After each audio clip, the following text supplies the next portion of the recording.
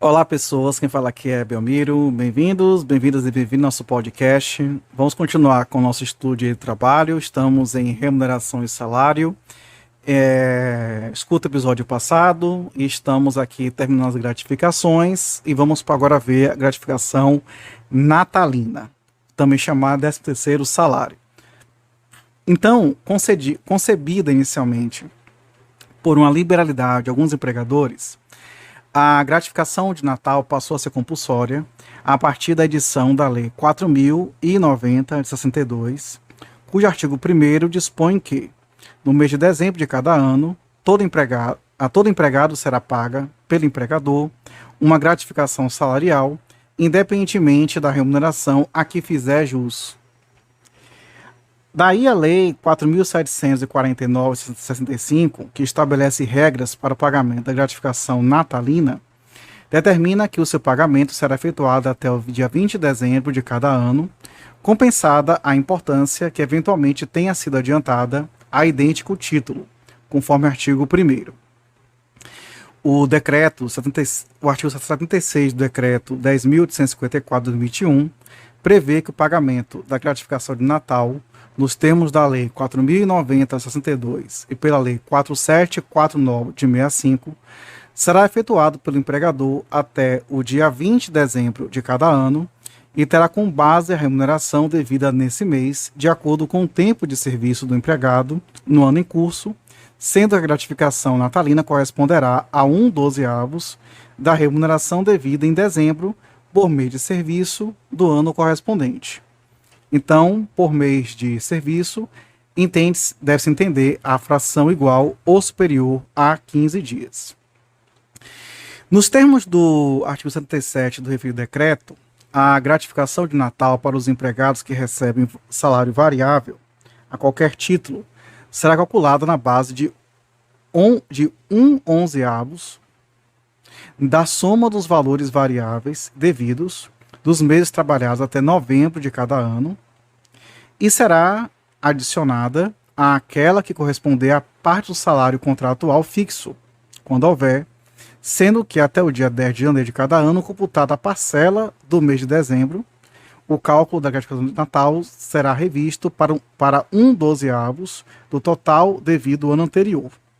Então, 1/11 para até novembro e depois 1/12, de forma a se processar a correção do valor respectiva à gratificação, com o pagamento ou a compensação das possíveis diferenças.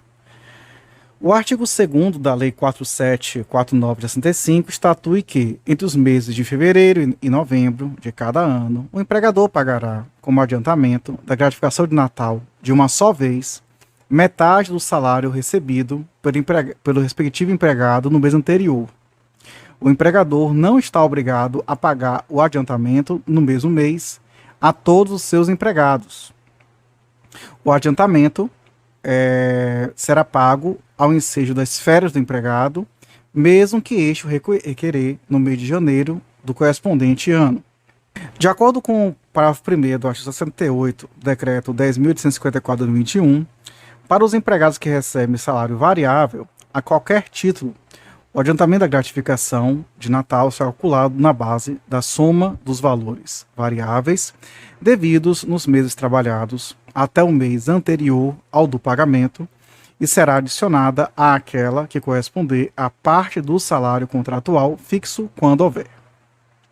Então, extinguindo-se o contrato antes do pagamento da gratificação natalina, o empregador poderá compensar o adiantamento mencionado com a gratificação devida nos termos do artigo 3º da Lei 4.090 de 62, e, se não bastar, com outro crédito de natureza trabalhista que possua o respectivo empregado.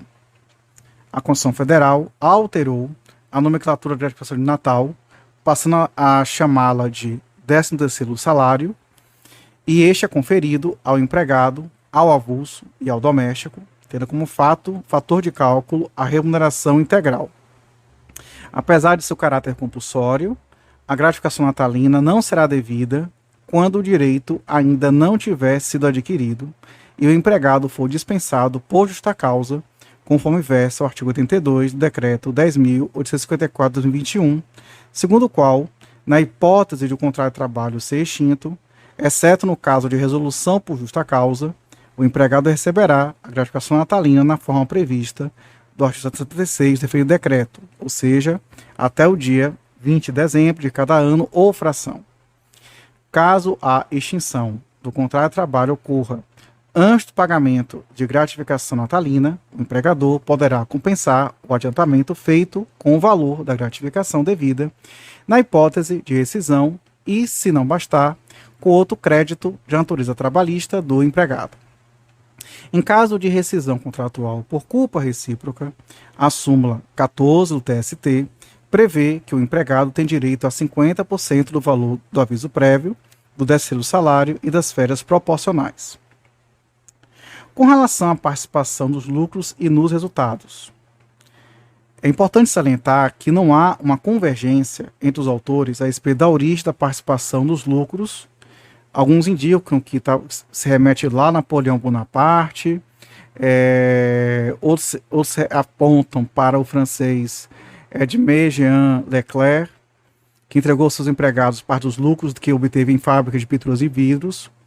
Mas a primeira norma de natureza constitucional que outorgou a participação dos lucros aos trabalhadores foi a Constituição do México, 1917, no seu artigo 123, incisos 6 e 9. Todavia, os trabalhadores mexicanos não experimentaram o direito porque a norma constitucional era dotada de eficácia limitada e não foi editada lei ordinária que regulamentasse o Instituto. A OIT jamais disciplinou a matéria em suas convenções e recomendações, o que é muito curioso, embora muitas delas disponham sobre a remuneração dos trabalhadores. Em alguns países asiáticos, é encontrada de forma muito presente essa modalidade de distribuição dos lucros, embora não haja qualquer legislação regulamentadora. Então, de outra parte, tem inúmeros países que disciplinam a participação dos lucros, sendo, porém, facultativa a sua concessão pelo empregador, muito presente nos países europeus de modo geral, e também Argentina e Estados Unidos. No México, no Chile, Peru e Venezuela, a distribuição, no entanto, é obrigatória. Na França, a distribuição dos lucros é obrigatória, atualmente para empresas com mais de 50 empregados.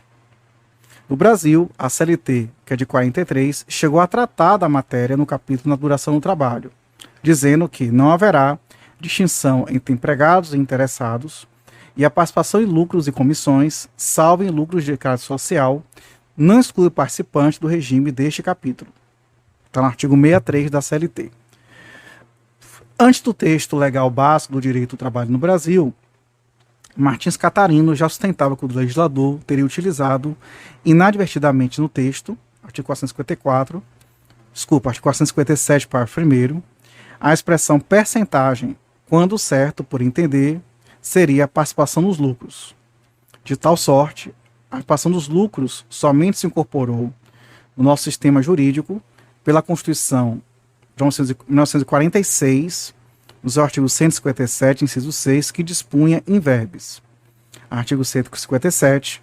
A legislação do trabalho da Previdência Social obedecerá aos seguintes preceitos, além de outros, vai para o inciso 4, que diz: participação obrigatória e direta nos trabalhadores, nos lucros da empresa, nos termos e pela forma que a lei determinar. Dispositivo em foco, além de não dispor sua participação dos resultados, dependia para produzir efeitos de regulamentação via lei ordinária, que jamais foi editada. A Constituição outorgada de 67, bem como a Emenda Constitucional número 1 de 69, mantiveram a participação dos lucros, embora a redação do diploma tenha sido alterada para adequar-se à filosofia do regime militar, isto é, a participação dos lucros deixa de ser obrigatória e passa a ser considerado instrumento de integração do trabalhador na empresa. Outra novidade foi a implantação do regime de caráter excepcional da cogestão. É o que depreende do artigo 58, inciso 5 daquela Carta Constitucional. Abre aspas, integração do trabalhador na vida e no desenvolvimento da empresa, compartilhação dos lucros e excepcionalmente na gestão, segundo foi estabelecido em lei. Bom, como se sabe, foram fracassadas todas as tentativas de regulamentação dos dispositivos constitucionais citados. o direito à participação dos lucros sempre foi uma promessa e uma esperança ao trabalhador. A instituição do PIS e do PASEP, em 1970, dos complementares 7 e 8, não constituiu, em rigor, programa de participação dos lucros, como alguns autores proclamaram, porquanto seus objetivos eram nitidamente sentido de formar um fundo para aumento e distribuição da renda nacional, independentemente da negociação entre trabalhadores e empregador. A atual Constituição, que tem por princípios fundamentais, entre outros, já a pessoa humana, ela são direitos, no inciso 9, no artigo 7º, passando os lucros ou resultados, desvinculado da remuneração e, excepcionalmente, participação na gestão da empresa, conforme definido em lei. Então, tendo em vista as tentativas sem êxito de regular a participação dos lucros por meio de projeto de lei, o governo central passou a editar sucessivas medidas provisórias, até que a última foi convertida na Lei 10.101 do ano 2000. A Lei 10.101, portanto, regula a participação dos trabalhadores nos lucros ou resultados da empresa como instrumento de integração entre o capital e o trabalho e como incentivo à produtividade. Nos termos do artigo 2º da Lei 10.101, a participação dos lucros ou resultados será objeto de negociação entre a empresa e seus empregados mediante um dos procedimentos seguintes descritos. Inciso 1. Comissão escolhida pelas partes, integrada também por um representante indicado pelo sindicato da respectiva categoria. 2. Convenção ou acordo coletivo. Dos instrumentos decorrentes da negociação deverão constar regras claras e objetivas quanto à fixação dos direitos substantivos, da participação e das regras adjetivas, inclusive mecanismos de aferição das informações pertinentes ao cumprimento do acordado, a periodicidade da distribuição, o período de vigência e prazos para a revisão do acordo, podendo ser considerados, entre outros, os seguintes critérios e condições. Inciso 1. Índice de produtividade, qualidade ou lucratividade da empresa. 2. Programas de metas, resultados e prazos pactuados previamente. O instrumento de acordo celebrado será arquivado da entidade sindical dos trabalhadores e não se equipara à empresa para fins da Lei 10.101, a pessoa física, também a entidades sem fins lucrativos que cumulativamente, primeiro, não distribua resultados a qualquer título, ainda que indiretamente, a dirigentes, administradores ou empresas vinculadas, aplique integralmente os seus recursos em sua atividade institucional e no país, destine o seu patrimônio à entidade congênere ou ao poder público, em caso de encerramento de suas atividades, mantenha a escrituração contábil capaz de comprovar a observância dos demais requisitos desse inciso e das normas fiscais, comerciais e direito econômico que lhes sejam aplicáveis. Então, a participação de que trata o artigo 2º da Lei 10.101 não substitui ou complementa a remuneração devida a qualquer empregado e nem constitui base de incidência de qualquer encargo trabalhista, não se lhe aplicando o princípio da habitualidade. Então, para efeito de apuração do lucro real, a pessoa jurídica poderá deduzir, com despesa operacional, as participações atribuídas aos empregados nos lucros ou resultados, nos termos da presente lei, dentro do próprio exercício de sua Constituição. Então, é vedado o pagamento de qualquer antecipação ou distribuição de valores a título de participação nos lucros ou resultados da empresa em periodicidade inferior a um semestre civil ou em mais de 2 vezes no mesmo ano civil.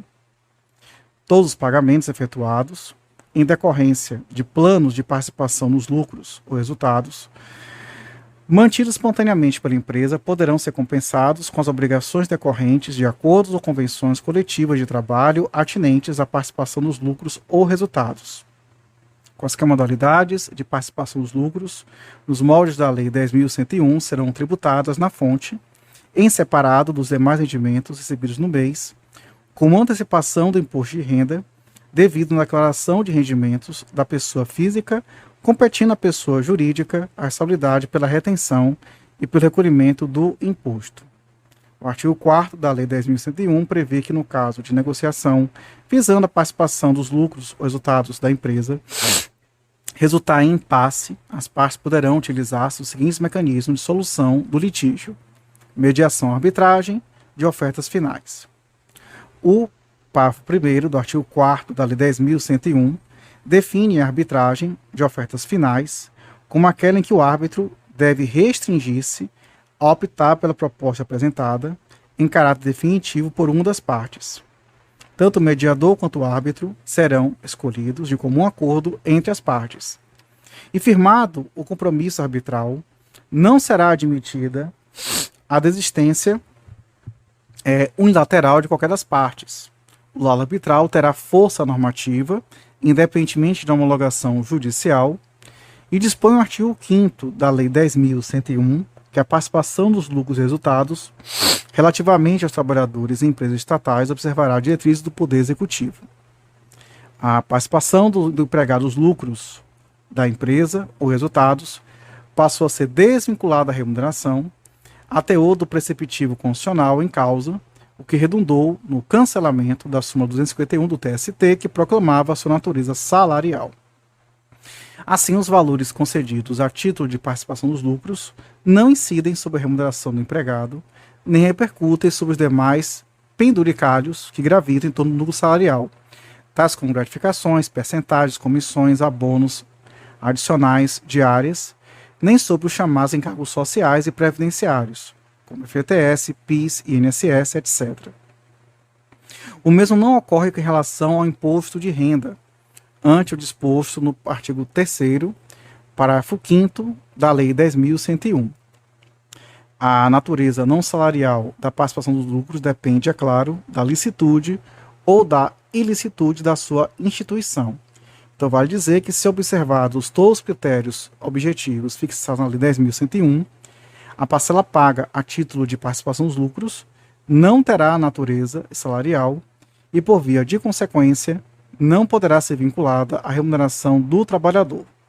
De tal sorte, uma vez instituída validamente a participação dos lucros, o empregador só estará obrigado a efetuar o pagamento respectivo na hipótese efetiva de existência de lucro, o que bem demonstra o seu caráter condicional. Caso seja detectada fraude na instituição da participação dos lucros, ou se não forem observados os critérios objetivos previstos na Constituição Federal e na Lei 10.101, perde ela o status de participação dos lucros, transmutando a sua natureza, ipso facto, à condição de parcela salarial, conforme CLT, artigo 9º. Discute-se, em sede doutrinária, sobre a natureza jurídica da participação dos lucros ou resultados. 4 correntes se apresentam. A primeira é a teoria do salário, que no sistema jurídico brasileiro colidiria com a própria Constituição Federal no artigo 7º, inciso 11.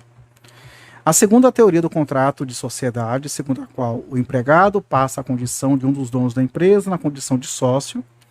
Porém, essa teoria não parece adequada, uma vez que o contrato de trabalho, em cima de participação dos lucros, continua em plena vigência, sendo certo que o risco do empreendimento ocorre por conta do empregador.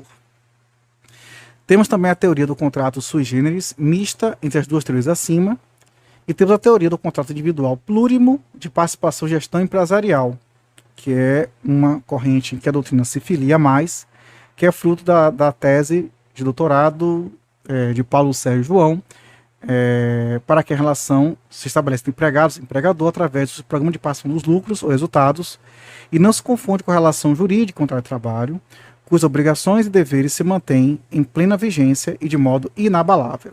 Assim, o contrato que se conclui no seio da Comissão de Trabalhadores não se confunde com o contrato de natureza coletiva, convenção ou acordo coletivo de categoria, porquanto o conteúdo não trata de normas de caráter abstrato e nem impõe obrigações a uma das partes exclusivamente, e nem torna a previsão de pagamento obrigatória, pois submetida à ocorrência de evento futuro, cuja avaliação de resultado incumbirá aos próprios interessados. A Comissão de Trabalhadores, investida nos poderes conferidos pela Assembleia dos Interessados, celebrará um acordo individual plurimo, porque identificados os beneficiários dos resultados. Referido acordo individual plurimo será de participação na gestão empresarial, submetido ao resultado aleatório desejado e esperado por todos, cuja realização impõe Outra parte beneficiada, que é o empregador, distribuir os valores segundo o critério previamente determinado no contrato. Então, resta desse modo inconfundíveis contrato de trabalho e participação nos lucros resultados, e igualmente inconfundíveis as obrigações e deveres recíprocos inerentes ao seu contrato de trabalho, ao seu fiel cumprimento. Então, embora seja um assunto pacífico, uma vez que sobre ele não se tratou a lei, há uma distinção entre lucro e resultado. Arnaldo Sequinde, ele falou que lucro, evidentemente, é o lucro real, e porque a medida provisória não o conceitua, deve-se tomar para o modelo do conceito que resulta da legislação sobre imposto de renda. É aquele oferido pela empresa, depois deduzidas as reservas e as despesas operacionais, nas quais se inclui a participação concedida aos empregados, além dos reajustes patrimoniais e deduções autorizadas. Resultados, diz ele na Susequinde, a meu ver, são metas que podem estar relacionados com a produtividade, a produção, a renda bruta, índices de vendas ou de qualidades. Numa empresa de exportação de bens com volume total, o valor em dólares da exportação, etc. São várias metas que podem ser estipuladas pelo acordo coletivo entre empresa e sindicato, e este acordo tanto pode ser ter por objeto lucro, como determinado resultado até a combinação de ambos. Então, as três formas mais conhecidas de participação dos lucros, os resultados são: primeira é a direta, com plano de participação em salário fixo em dinheiro, e a indireta, com plano de participação em ações ou cotas da empresa. E temos a mista, em que há uma combinação de forma direta e indireta. Modernamente, há uma tendência de se definir a participação dos lucros como sinônimo de salário variável, sem encargos, tudo orientado para a flexibilização das relações de trabalho. Mas só tendência deve ser vista com ressalvas, porque difere da que a Constituição estabelece. De toda forma, não se vê com pagamento de remuneração do empregado que possa ser feito exclusivamente com base na participação dos lucros. Bom, aqui eu não vou entrar nessa digressão porque é desnecessária para nossas provas. Tendo seu caráter facultativo e a necessidade de negociação entre empregado e empregador, pode ser criada a participação dos lucros e resultados por meio dos seguintes instrumentos de autocomposição: o contrato individual e plurimo, com pluralidade de empregados, acordo coletivo ou convenção coletiva, vide Lei 10.101, artigo 2º, incisos 1 e 2, combinado com o artigo 621 da CLT. Caso não seja possível a celebração dos contratos mencionados, individual, plurimo, convenção, acordo coletivo, as partes poderão utilizar-se de mediação ou arbitragem de ofertas finais, conforme já dito antes. Dessa forma, não é possível a instituição da participação dos lucros ou resultados por via de sentença normativa ou acordo normativo, né? Não há uniformidade quando o assunto reside na formulação de propostas favoráveis ou contrárias ao regime de participação dos lucros e resultados. Para Ludovico Barassi, a participação dos lucros é velha ilusão que pertence ao passado. Pons de Miranda reconhecia que a participação dos lucros é um instrumento que incentiva a produtividade, evita greves, reduz desconfiança e permite o melhor funcionamento das empresas. Em comentários da atual Constituição, Cretela Júnior destaca as vantagens da participação dos lucros. Como a técnica da participação nasceu para incentivar o trabalhador a trabalhar mais e melhor, comportando-se como se fosse dominos e não como servos, e nas condições a não paralisar o trabalho. Não há que se negar que os autores favoráveis à participação dos lucros se apoiam em fundamentos psicológicos e econômicos, na medida em que o empregado se sente moralmente participante da empresa. Por outro lado, ainda que represente um incentivo econômico para aumentar a sua renda, não mais distrita ao salário. Bom, com relação às diárias, elas visam a cobertura de despesas efetivamente realizadas pelo empregado quando este viaja a serviço da empresa. Apenas não falei, mas assim, gente, eu parei de desenvolver essa parte do que a gente estava falando até agora, né, da participação dos lucros, porque o resto é tudo doutrina, é melhor verificar a Lei 11.101 para poder verificar. Voltando à diária, então a diária é devida quando o trabalhador presta serviços fora do município em que se encontra sediada a empresa. Pode ter o seu valor fixado previamente, mas o seu objetivo é sempre o de indenizar as despesas realizadas pelo obreiro em viagem a serviço do empregador. Daí a sua natureza indenizatória das diárias. Todavia, quando excederem 50% do salário do empregado, as diárias passam a ter natureza salarial nos termos do parágrafo 2º do artigo 457 da CLT, incidindo, por exemplo, para o cálculo dos depósitos da FGTS e para o salário de contribuição previdenciária. Ao contrário do censo, isto é, se não excederem 50% do salário do empregado, as diárias possuem natureza indenizatória e não repercutem para a incidência do FGTS. A intenção do legislador foi realmente adotar um critério quantitativo para caracterizar a natureza salarial ou não das diárias para a viagem, evitando assim a fraude à lei por parte do empregador. É importante notar que as diárias que excederem 50% do salário do empregado passam a integrar o salário pelo valor total pago ao empregado, e não apenas a parte que sobejar aquele percentual.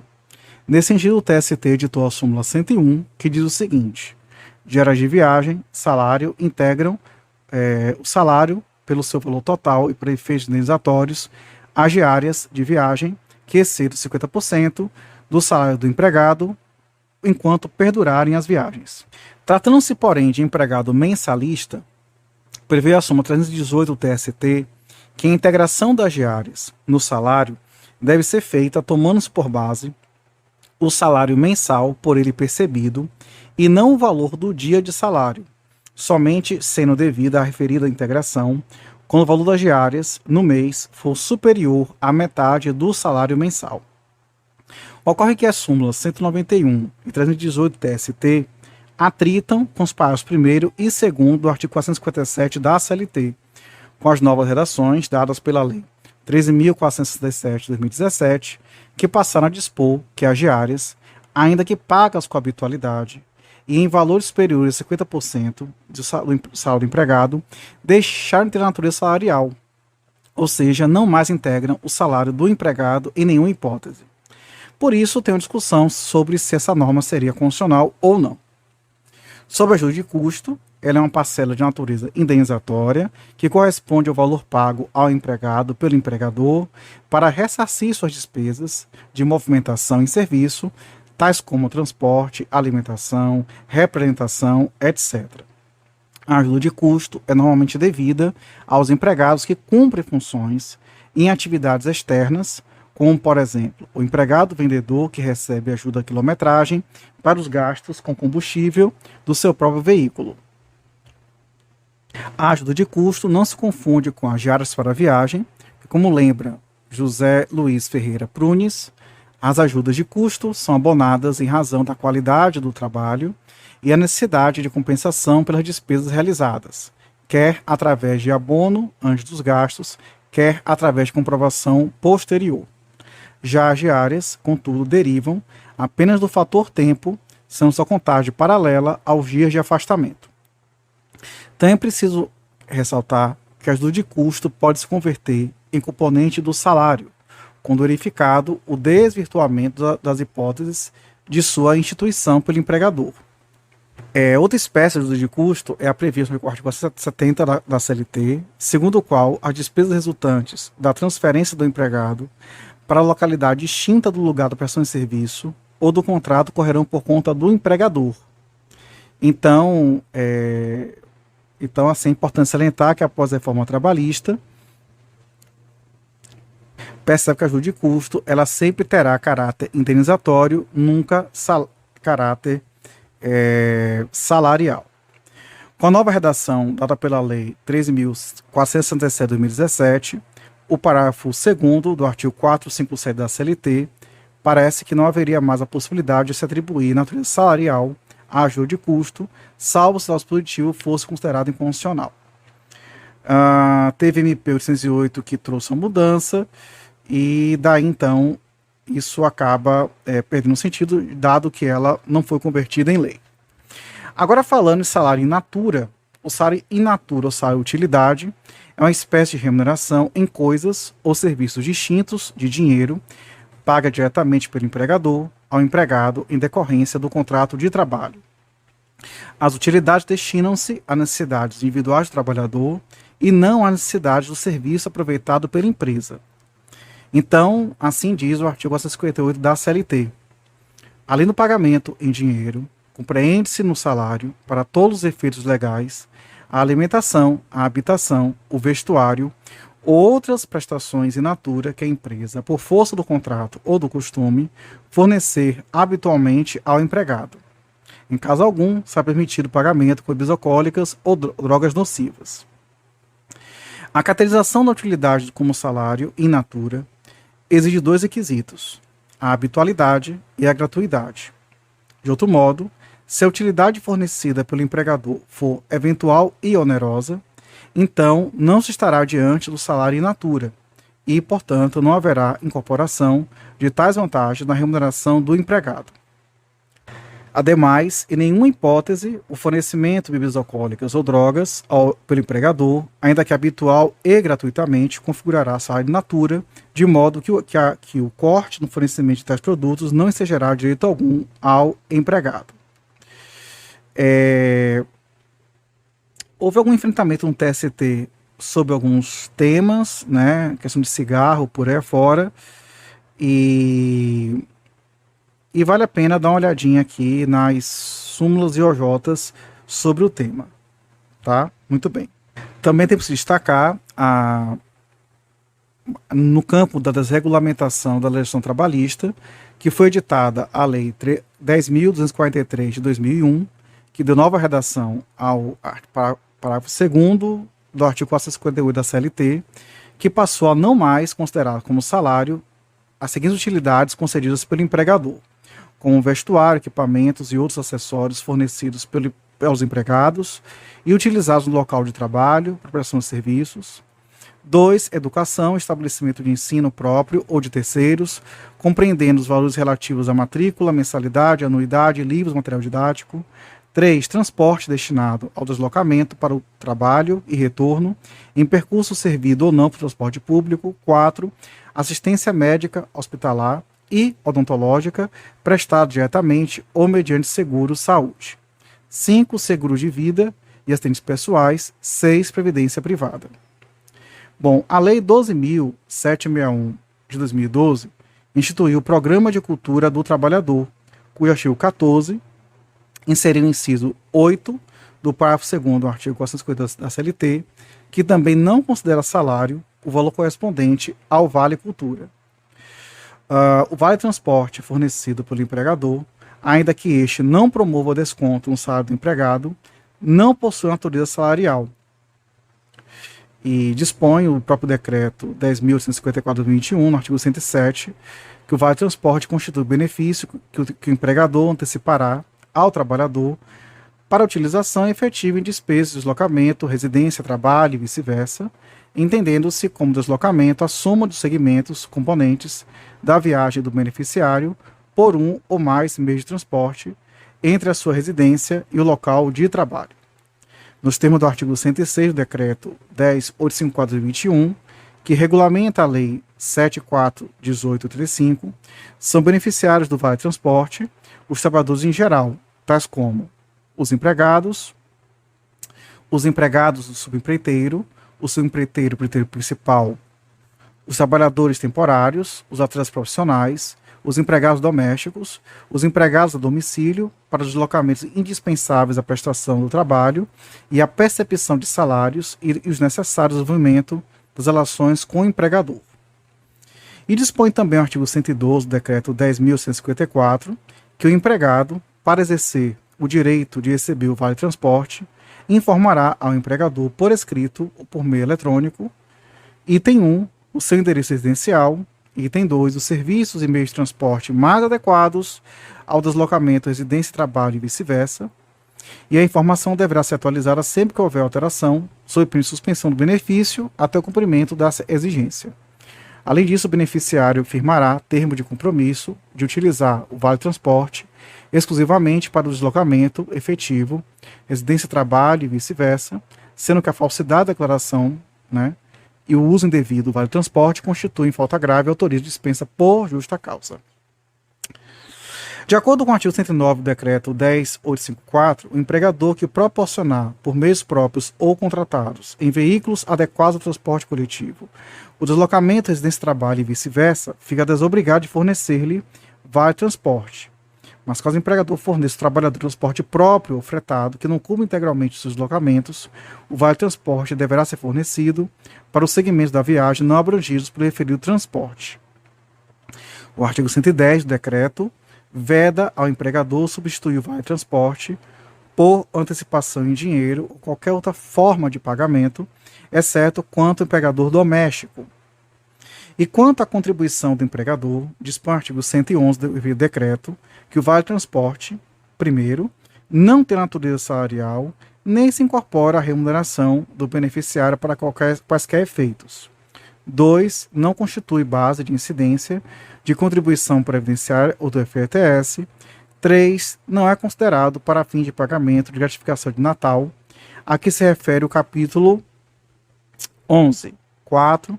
Não se configura rendimento tributável ao beneficiário. O vale transporte será custeado, inciso 1, pelo beneficiário na parcela equivalente a 6% de seu salário básico ou vencimentos, excluídos quaisquer adicionais ou vantagens, e 2, pelo empregador, no que exceder a parcela do beneficiário. O empregador fica autorizado a descontar mensalmente do beneficiário o valor da parcela do salário básico do empregado que utilizar o vale transporte. Assim, tal valor será descontado proporcionalmente à quantidade do vale transporte concedida para o período a que se refere o salário básico ou vencimento e por ocasião de seu pagamento, exceto se houver disposição em contrário em convenção ou acordo coletivo. O empregado poderá, na hipótese de despesa com seu deslocamento ser inferior a 6% do salário básico, optar pelo recebimento antecipado do vale transporte, cujo valor será integralmente descontado por ocasião do pagamento do salário básico. Para evitar abusos do parte do empregador, o parágrafo 1º do artigo 458 da CLT, que faz remissão aos artigos 81 e 32 da minha consolidação, determina que os valores atribuídos às prestações in natura deverão ser justos e razoáveis, não podendo exceder, em cada caso, a dos percentuais das parcelas componentes ao salário mínimo. Nos termos dos parágrafos 3º e 4º do artigo 450 da CLT, a habitação e a alimentação fornecidas com salário utilidade deverão atender aos fins que se destinam e não poderão exceder, respectivamente, 25% e 20% do salário contratual. É o que? A habitação, 25%, a alimentação, 20%. No caso do empregado rural, os percentuais não podem exceder a 20% para a moradia e 25% para a alimentação. Inverte no caso, né? Os artigos 166 a 132 do decreto 10.854/2021 passaram a regulamentar o PAT, Programa de Alimentação ao Trabalhador, de que trata a Lei 6.321 de 76. Nos termos do artigo 178 do decreto 10.854, a parcela paga in natura pela pessoa jurídica beneficiária, no âmbito do PAT, ou disponibilizado na forma de instrumentos de pagamento, vedado seu pagamento em dinheiro, inciso 1, não tem natureza salarial, 2, não se incorpora à remuneração para quaisquer efeitos, e 3, não constitui base de incidência do FGTS. A execução inadequada ou desvio ou desvirtuamento das finalidades do PAT pelas pessoas jurídicas beneficiárias ou pelas empresas registradas no Ministério do Trabalho e Previdência, sem prejuízo da aplicação de outras penalidades cabíveis pelos órgãos competentes, acarretará, nos termos do artigo 179 do decreto, inciso 1, o cancelamento da inscrição da pessoa jurídica ou do registro da empresa fornecedora ou facilitadora de aquisição de refeições dos gêneros alimentícios no PAT, desde a data da primeira irregularidade, passível de cancelamento, conforme estabelecido em ato específico. E 2, a perda do incentivo fiscal da pessoa jurídica beneficiária pela Secretaria Especial da Receita Federal do Brasil, do Ministério da Economia. Para usufruir dos correspondentes benefícios fiscais relacionados ao PAT, a pessoa jurídica beneficiária deverá requerer a subscrição no Ministério do Trabalho e Previdência.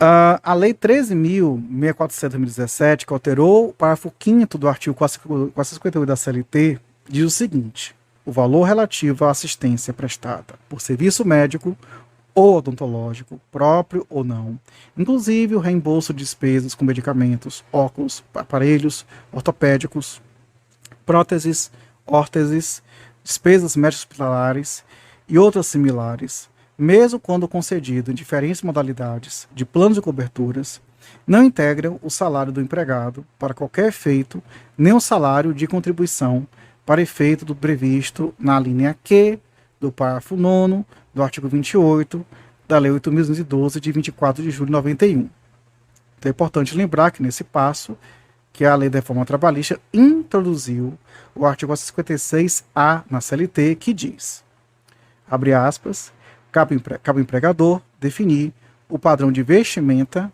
no meio ambiente laboral, sendo lícita a inclusão no uniforme de logomarcas da própria empresa ou de empresas parceiras e de outros itens de identificação relacionados à atividade desempenhada. Parágrafo único. A higienização do uniforme de responsabilidade do trabalhador, salvo nas hipóteses em que forem necessários procedimentos ou produtos diferentes utilizados para higienização das vestimentas de uso comum. No que concerne ao padrão de vestimenta e a inclusão do uniforme de logomarcas no ambiente de trabalho, precisa verificar no caso concreto se ocorre lesão ao direito de imagem do trabalhador, sendo certo que determinadas vestimentas e uniformes podem levar ao constrangimento e humilhação do trabalhador, causando-lhe lesão de personalidade como a honra, dignidade, nome, boa fama e etc. Assim deve o empregador ter cuidado de não cometer abuso do direito ao definir o padrão de vestimentas e a inclusão de logomarcas nos uniformes. Por outro lado, a utilização de logomarcas no uniforme pode servir de prova para a caracterização do grupo econômico, para fins de responsabilidades e obrigações trabalhistas. Além disso, nos casos de habitação coletiva, o valor do salário-utilidade a ela correspondente será obtido mediante a divisão do justo valor da habitação pelo número de cohabitantes, vedada em qualquer hipótese a utilização da mesma unidade residencial por mais de uma família. Como se vê, a lei brasileira não permite que a remuneração do empregado seja feita exclusivamente em utilidades. Procurou-se com isso coibir o famoso truck system, que é uma forma utilizada pelo empregador para remunerar o empregado com vales, apenas aceitos em estabelecimentos da própria empresa, criando para este um estado de sujeição incompatível com a liberdade e a dignidade que todos os trabalhadores devem ter. A interpretação sistemática da CLT autoriza-nos a afirmar que pelo menos 30% do salário devido pelo empregador seja pago em dinheiro, artigo 82, parágrafo único, devendo tal percentual incidir sobre o salário contratual do empregado e não sobre o salário mínimo. Corrente majoritária, entretanto, sustenta que o cálculo da percentagem deve ser feito com base no salário mínimo. Meu Deus do céu! Somando seu resultado ao salário contratual. Contrariando o entendimento dominante, o TST editou a súmula 258, que diz: salário-utilidade, percentuais. Os percentuais fixados em lei relativos ao salário in natura apenas se referem às hipóteses em que o empregado percebe salário mínimo, apurando-se nas demais o real valor da utilidade. Sobre os abonos, eles foram instituídos inicialmente pelo Decreto-Lei 3813, de 10 de novembro de 1941, e os abonos jamais se incorporariam ao salário.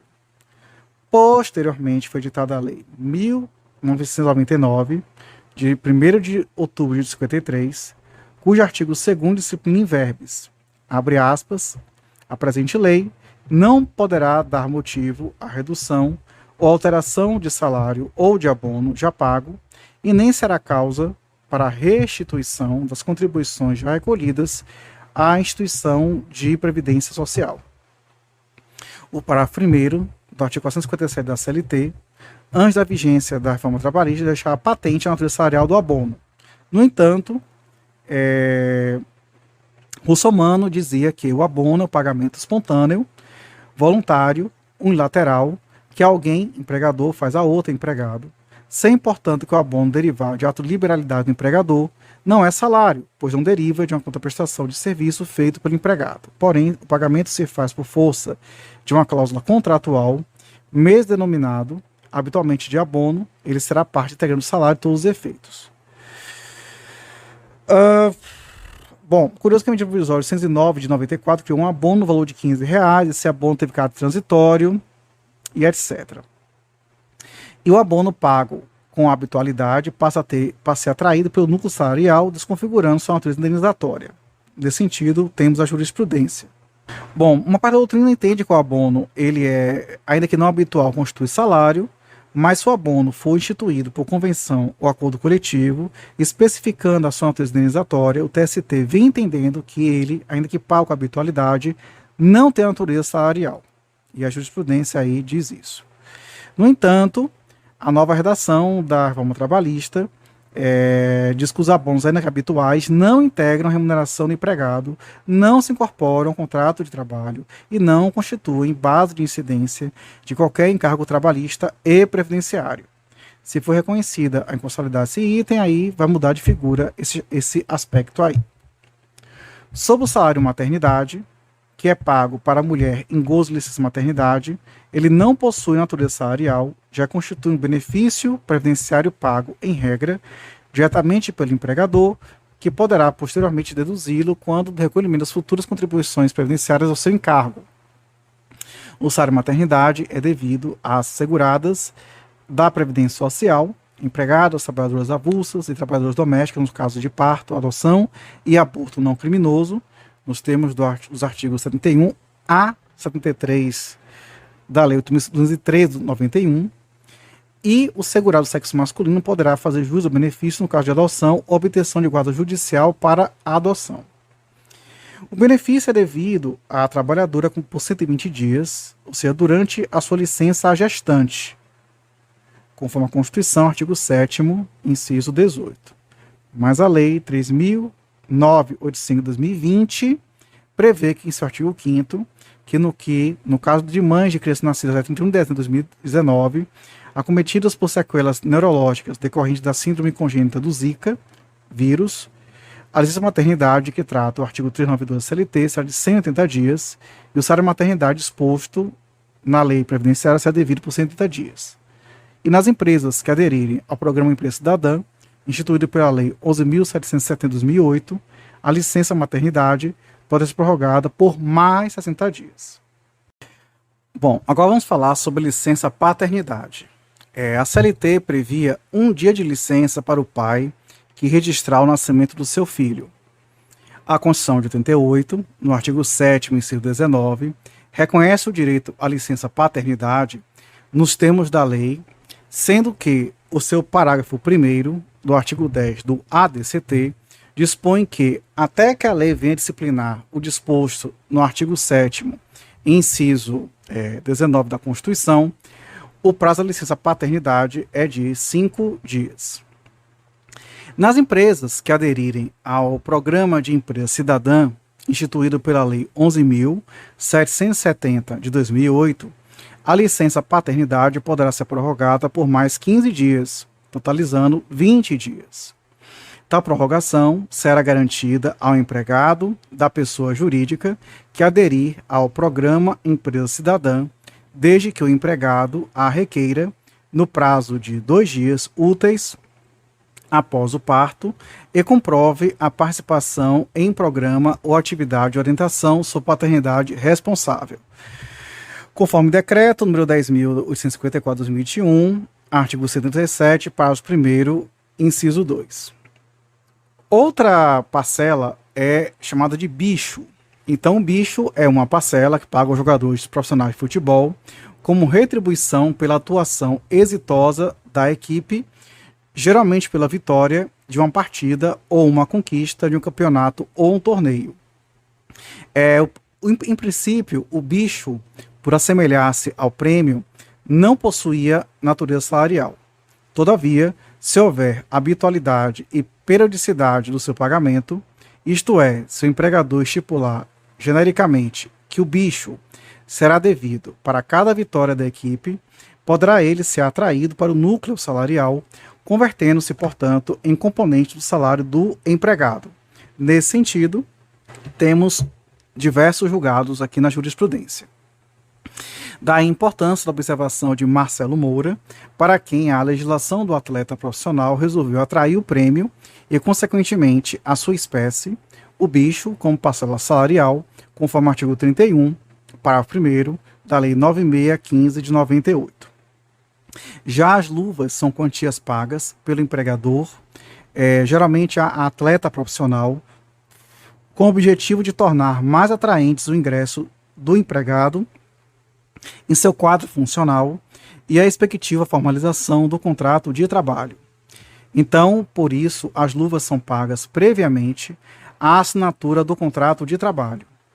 As luvas que deixaram de existir na prática desportiva estavam expressamente previstas na Lei 6.354 de 76, mas não estão previstas na Lei 9615 de 98.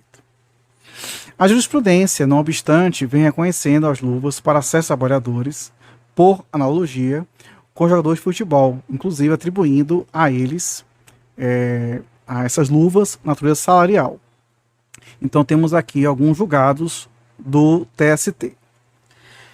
Alguns chamam de hiring bonus, ou bônus de contratação. As gueltas são retribuições ofertadas por terceiro estranho à relação empregatícia, com o objetivo de incentivar as vendas de seus produtos ou serviços. Assim, as gueltas são pagas geralmente por fabricantes e fornecedores de medicamentos com o fim de estimular as vendas desses produtos. Controvertem a doutrina e a jurisprudência acerca da natureza jurídica, salarial ou não das gueltas. Como se trata de pagamento feito por terceiro ao empregado, as gueltas, à míngua do disciplinamento legal específico, são equiparadas às gorjetas, de modo que têm natureza remuneratória, mas não salarial. Logo, as gueltas integram a remuneração para incidência da contribuição previdenciária e pagamento do FGTS, 13º salário, férias com 1/3, aviso prévio trabalhado. Todavia, por aplicação analógica da súmula 354 TST, não compõe a base de cálculo do aviso prévio indenizado, ação noturno, horas extras e repouso semanal remunerado. Já as gorjetas envolvem um tipo das parcelas pagas não pelo empregador, e sim por terceiros aos empregados, e que integram a sua remuneração.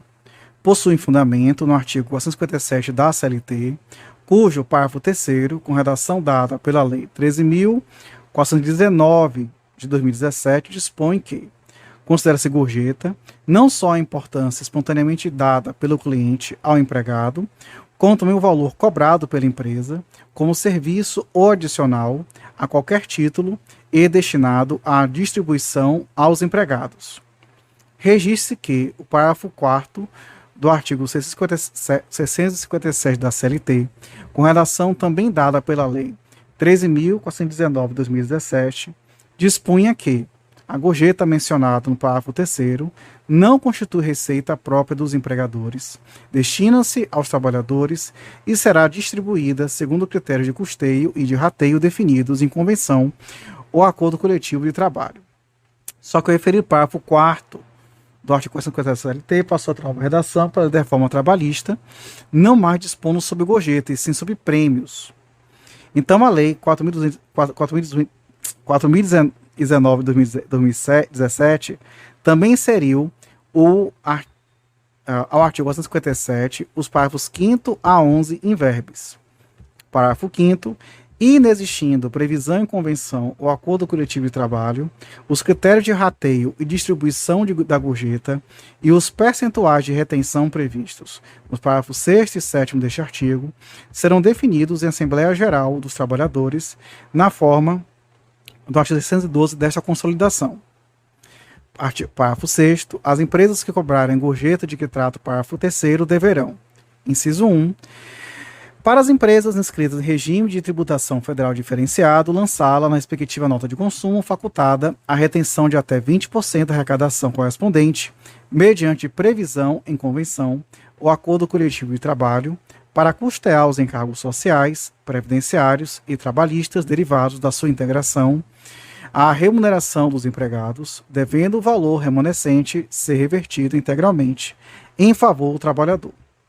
Inciso 2. Para as empresas não inscritas em regime de tributação federal diferenciado, lançar na respectiva nota de consumo, facultada a retenção de até 33% da arrecadação, correspondente mediante previsão em convenção acordo coletivo de trabalho, para custear os encargos sociais, previdenciários e trabalhistas derivados da sua integração, a remuneração dos empregados, devendo o valor remanescente ser revertido integralmente em favor do trabalhador.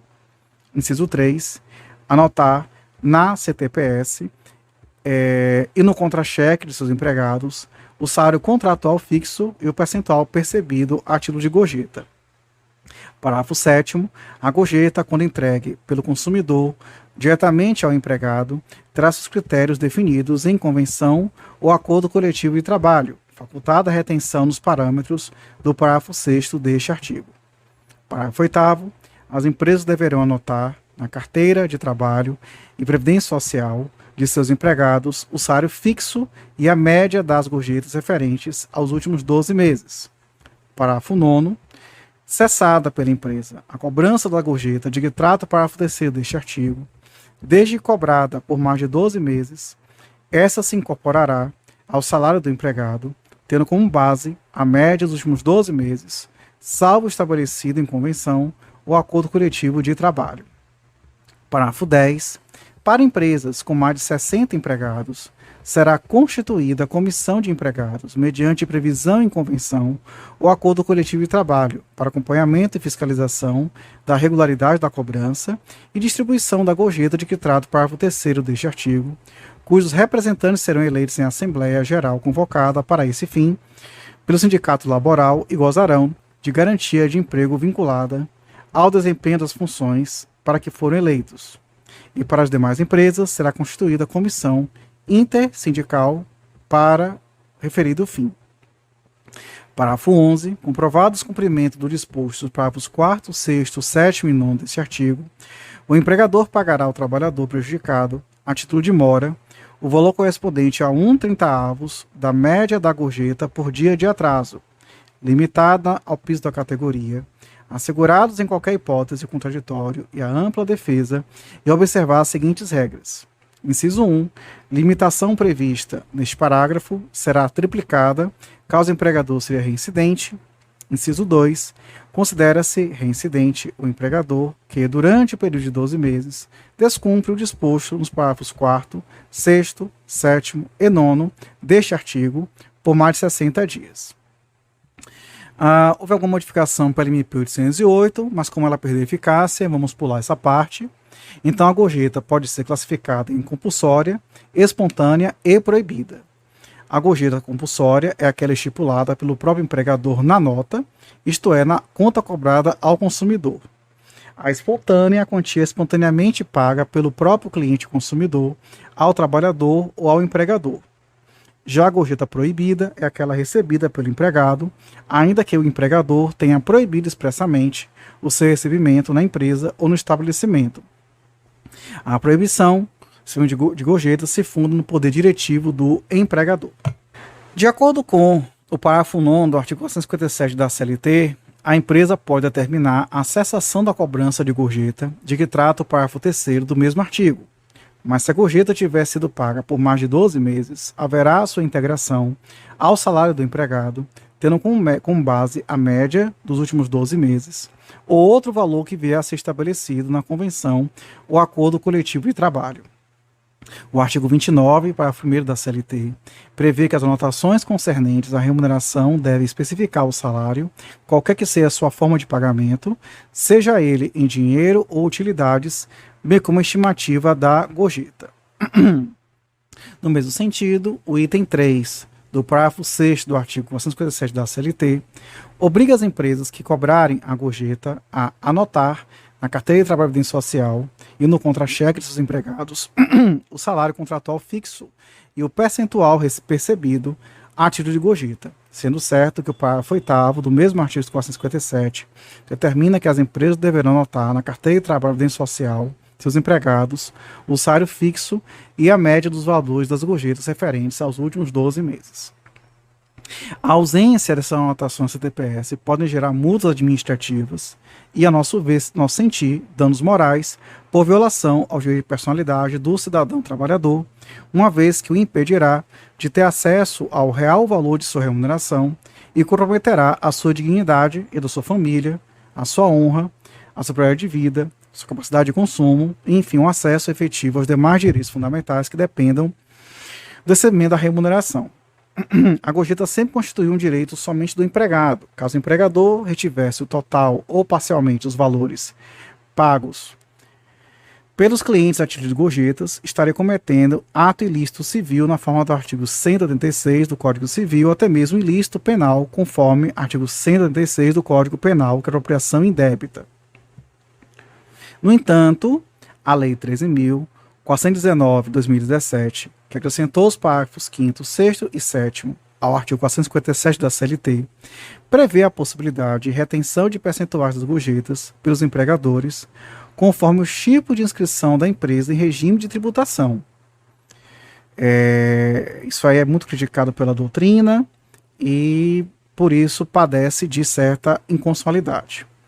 A gorjeta não pode ser a única forma de remuneração do empregado, visto que é uma parcela paga por terceiro, cliente ou consumidor, e vai dizer que o trabalhador, ainda que nenhum cliente efetue o pagamento de gorjeta, terá direito ao menos ao salário mínimo, ou salário normativo, ou piso salarial da categoria, nos termos do artigo 7º, inciso 7 da Constituição Federal.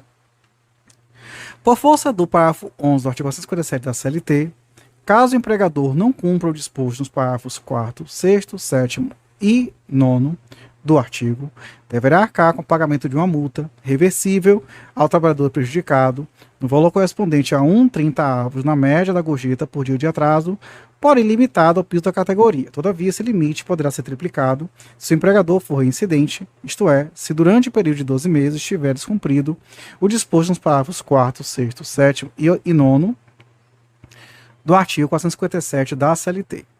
Por fim, a gorjeta não compõe a base de cálculo de todas as parcelas trabalhistas, mas tão somente do FGTS, artigo 15 da Lei 8.036 de 90, das férias, artigo 142 da CLT, do salário, artigo 1º, parágrafo 1º da Lei 4.962 e do salário de contribuição do INSS, artigo 28, inciso 1 da Lei 8.212/91.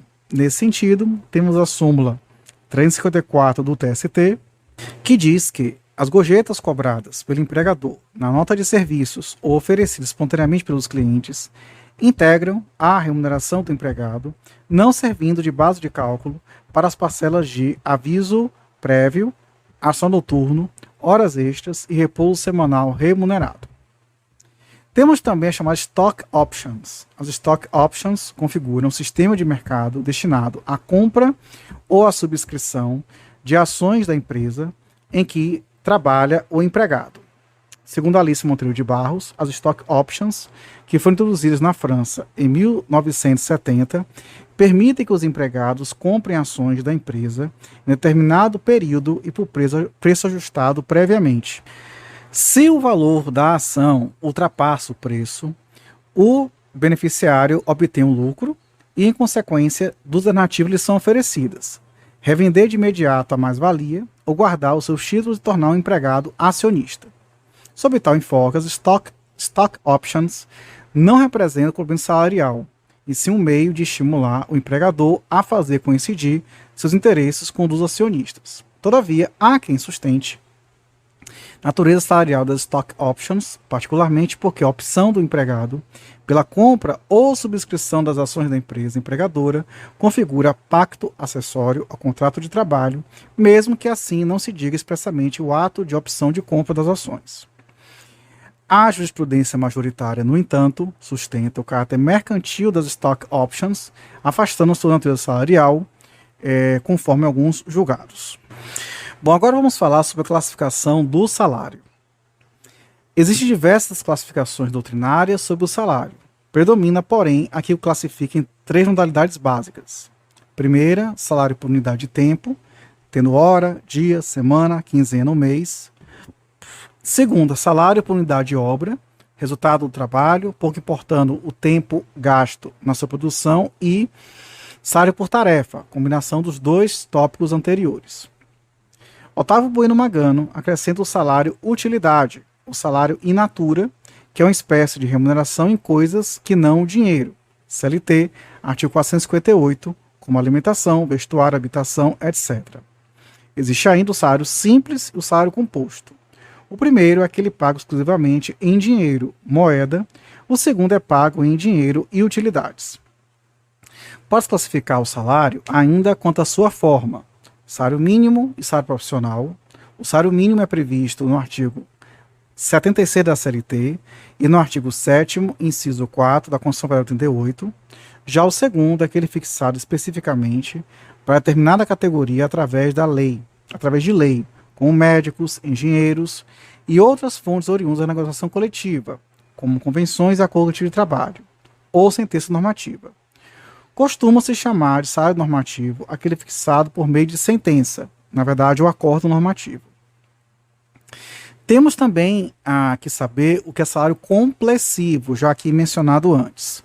Salário complessivo é o fixado para atender englobadamente ao pagamento do salário básico e outras prestações devidas pelo empregador em virtude do contrato de trabalho. Trata-se de um salário a priori, cujo escopo é evitar o cálculo a posteriori do que se deve ser realmente pago por vários títulos.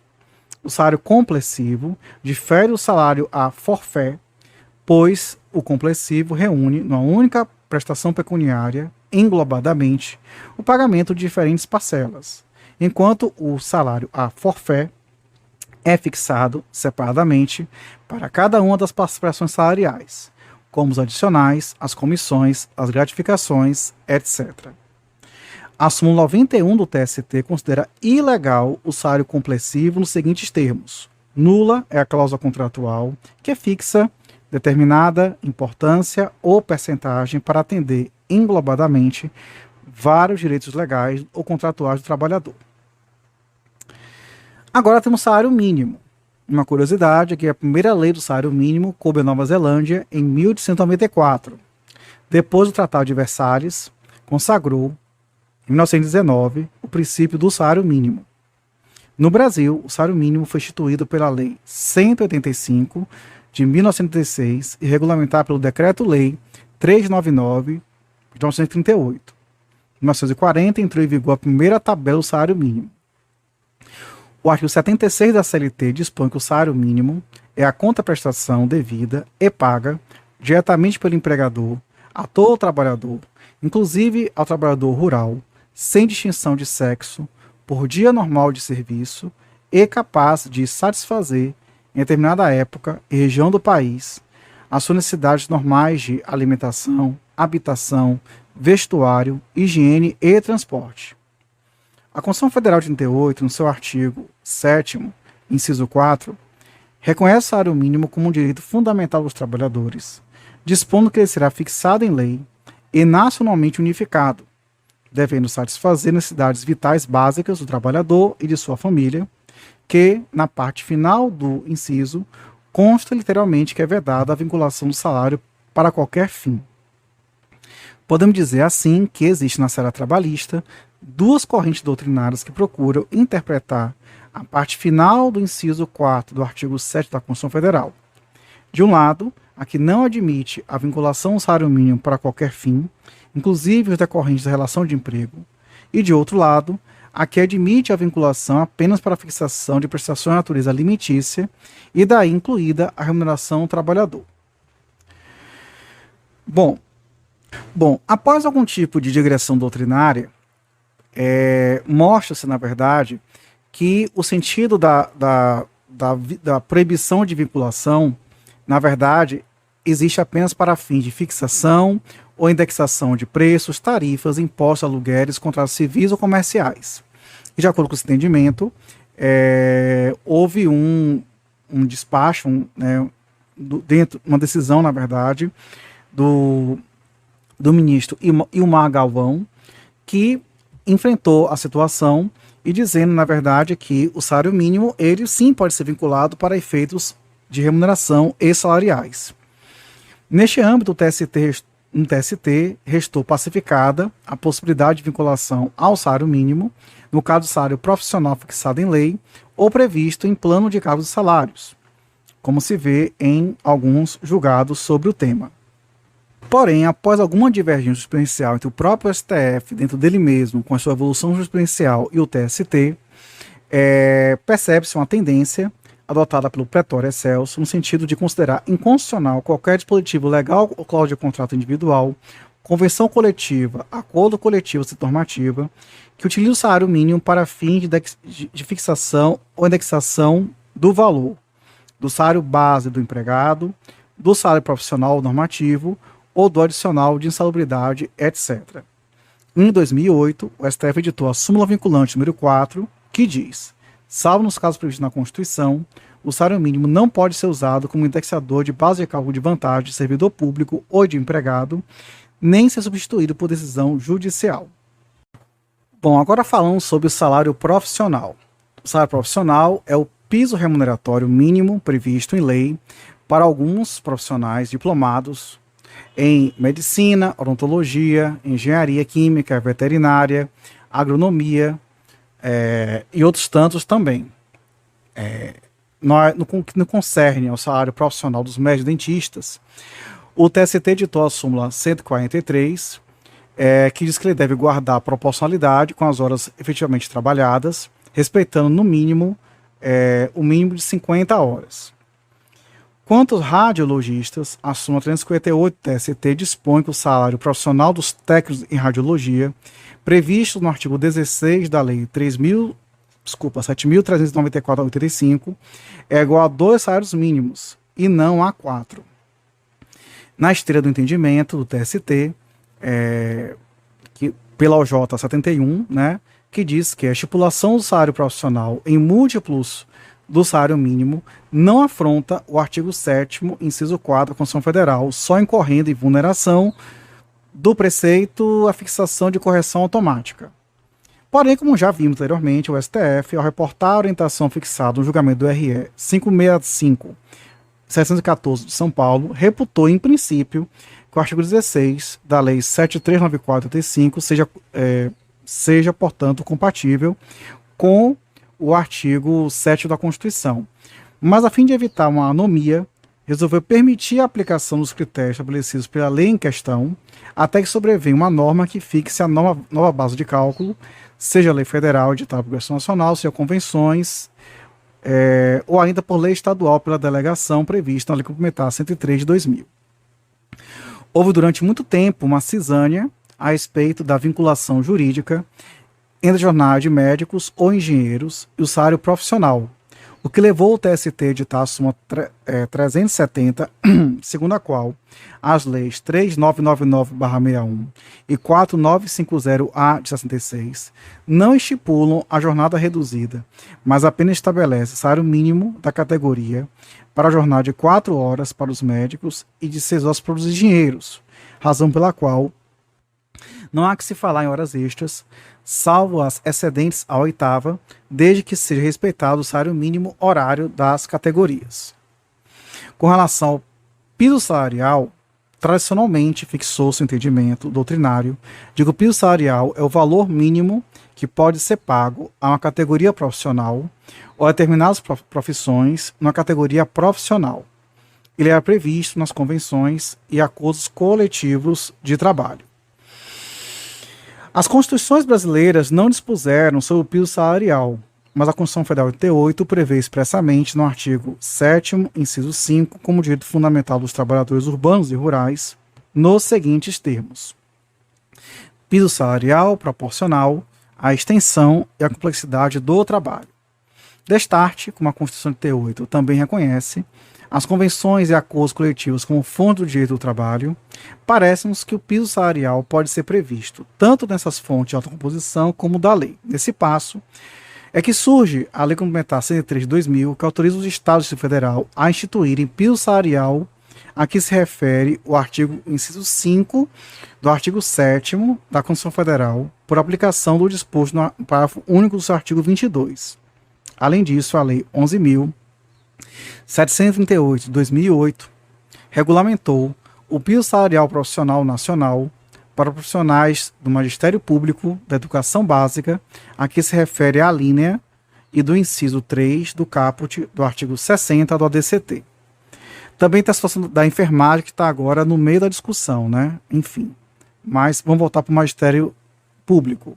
Então, de acordo com o artigo 2º da lei, o piso salarial profissional nacional para os profissionais do Magistério Público da Educação Básica é R$ 950 mensais a partir de 1º de janeiro de 2008 para a formação em nível médio, na modalidade normal, prevista no artigo 62 da Lei Diretriz e Base da Educação Nacional, sendo certo que o piso salarial profissional nacional é o valor abaixo do que a União, os Estados, os federais e os municípios não poderão fixar vencimento inicial nas carreiras do Magistério Público da Educação Básica para a jornada de, no máximo, 40 horas semanais.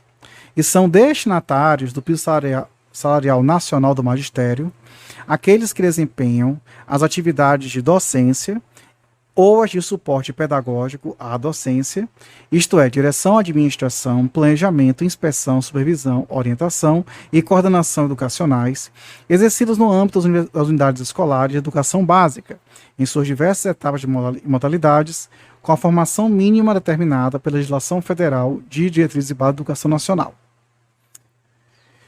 Com relação ao salário normativo, entende-se aquele que é fixado em sentença normativa no dissídios coletivos de natureza econômica proferidos pelos tribunais regionais do trabalho ou Tribunal Superior do Trabalho e destinado a determinadas categorias profissionais representadas pelos sindicatos que figuraram como parte nos referidos dissídios coletivos.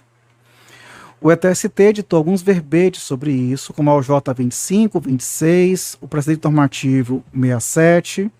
E é importante lembrar que o enunciado 36 da Jornada de Direito Material do Trabalho dispõe que, sobre o negociado, acerca do negociado sobre o legislado e redução salarial, a negociação coletiva as convenções coletivas, os acordos coletivos de trabalho e os acordos individuais de trabalho devem respeitar o salário mínimo normativo em qualquer modalidade de contratação, nos termos do artigo 7º, inciso 4 da Constituição Federal. Agora entrando no tema da equiparação salarial. O princípio da equiparação salarial constitui corolário do princípio da igualdade salarial que surgiu no início do capitalismo como forma de sanar as diferenças existentes para pagamento dos serviços iguais prestados por homens e mulheres, além do pagamento feito aos estrangeiros nas empresas multinacionais.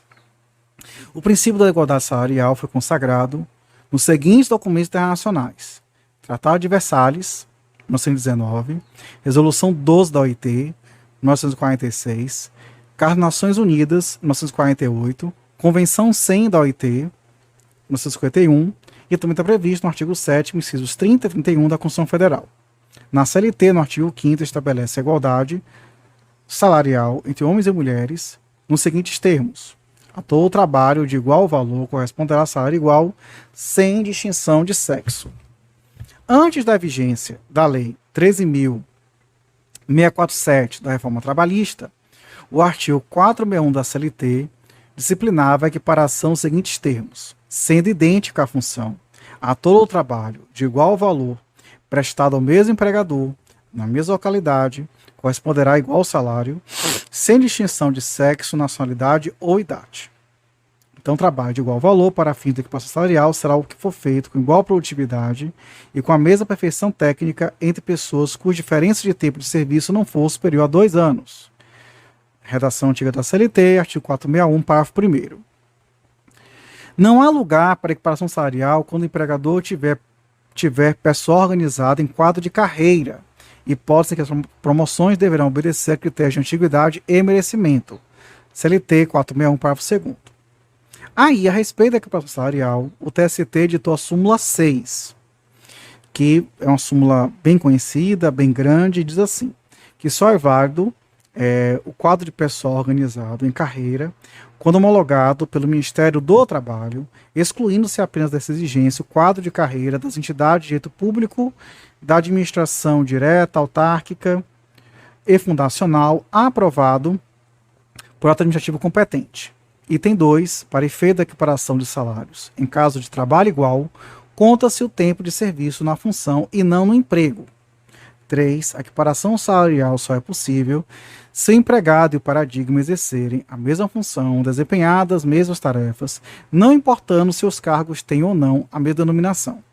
4. É desnecessário que, ao tempo da reclamação sobre equiparação salarial, reclamante e paradigma estejam a serviço do estabelecimento, desde que pedido se relacione com a situação pretérita. 5. A cessão de empregados não exclui a equiparação salarial, embora exercida a função em órgão governamental estranho à cedente, se essa responde pelos salários do paradigma do reclamante. 6. Presentes pressupostos do artigo 461 da CLT, é irrelevante a circunstância de que o desnível salarial tem origem em decisão judicial que beneficiou o paradigma, exceto a linha A, se decorrente de vantagem pessoal ou de tese jurídica superada pela jurisprudência da Corte Superior, a linha B, na hipótese de equiparação salarial em cadeia, suscitada em defesa, se o empregador produzir prova do alegado fato modificativo, impeditivo ou extintivo do direito à equiparação salarial em relação ao paradigma remoto, considerado irrelevante para esse efeito a existência de diferença de tempo de serviço na função superior a 2 anos entre o reclamante e os empregados paradigmas correspondentes da cadeia equiparatória, à exceção do paradigma imediato. 7.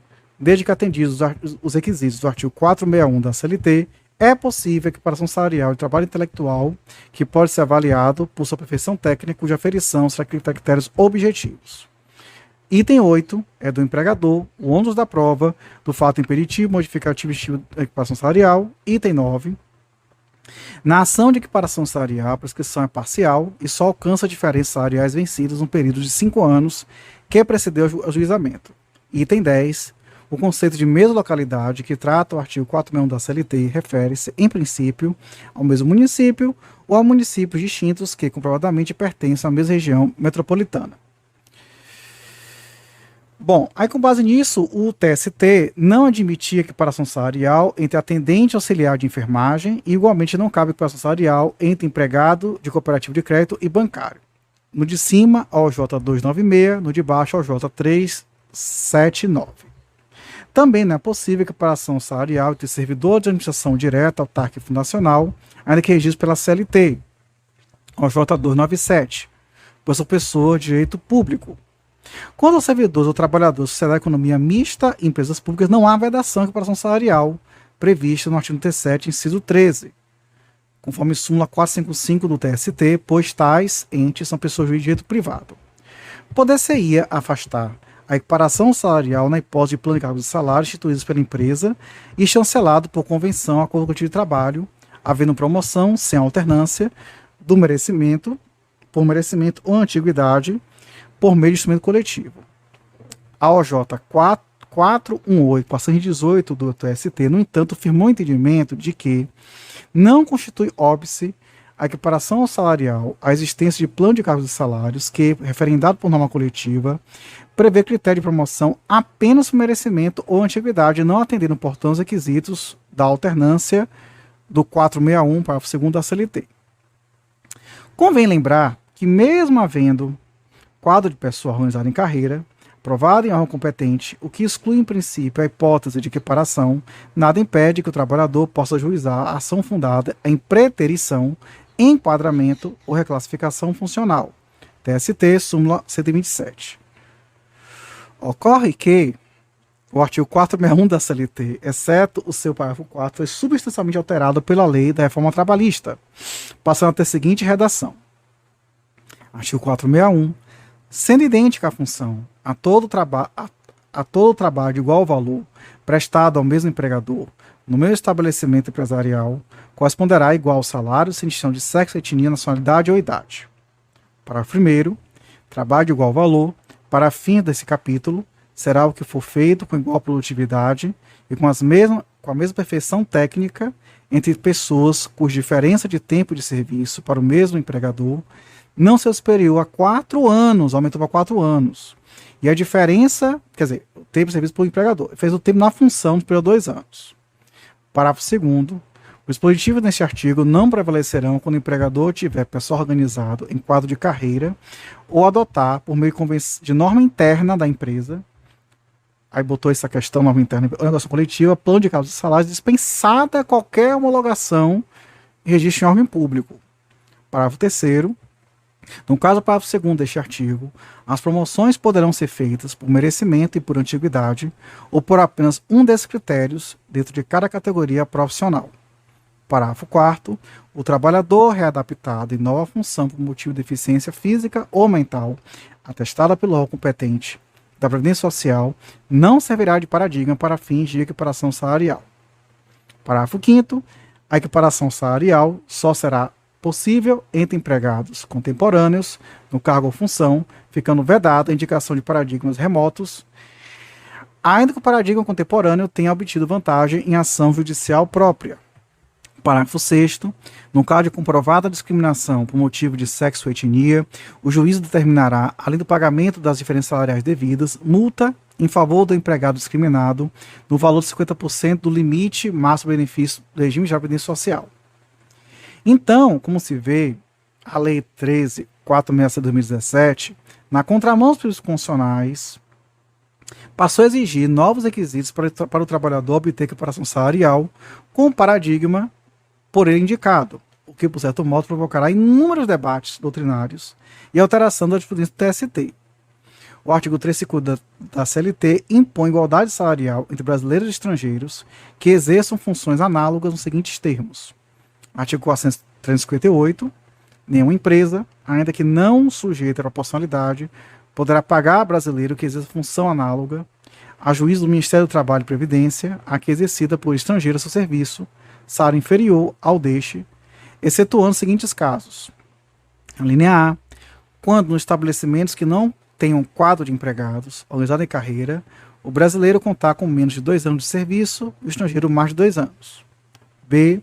Quando, mediante aprovação do Ministério do Trabalho e Previdência, houver quadro organizado em carreira em que seja garantido o acesso por antiguidade. C. Quando o brasileiro for aprendiz, ajudante ou servente, e não o for o estrangeiro. 4. Quando a remuneração resultar de maior produção para os que trabalham a comissão ou por tarefa. Parágrafo único. Nos casos de falta ou cessação de serviço, a dispensa do empregado estrangeiro deve preceder a de brasileiro que exerça função análoga. Como se vê, a constante no caput do artigo 350 do CLT é menos rígida para permitir a isonomia salarial entre brasileiros e estrangeiros do que a prevista para permitir a equiparação salarial, sendo suficientes as funções exercidas por brasileiros e estrangeiros sejam análogas e não idênticas. Nesse sentido, correta a observação de Maurício Godinho Delgado para que nenhuma empresa poderá pagar a trabalhador brasileiro que exerça função análoga a que é exercida por estrangeiro a seu serviço, salário inferior ao deste. Na interpretação deste enunciado geral do caput do artigo 350 da CLT, devem ser desprezadas as referências à proporcionalidade de estrangeiros por ser critério manifestamente não recebido pela Constituição da República. Também não deve ser considerado o juízo de enquadramento da função análoga a ser feito do Ministério do Trabalho, por também ser compatível com a Constituição da República desde o texto de 1946, a propósito. E arremata o autor dizendo o seguinte, que com a função destacada pela regra legal, que deve ser somente análoga, ou seja, similar, parecida, não necessitando ser idêntica, contrário do que exige a equiparação de salários entre brasileiros do artigo 461 da CLT. E vivamos de antinomias, né? Pessoal, acabamos o tema de remuneração e salário. Esse segundo episódio foi também muito cheio. E no próximo vamos falar de duração do trabalho. Um abraço e tchau, tchau.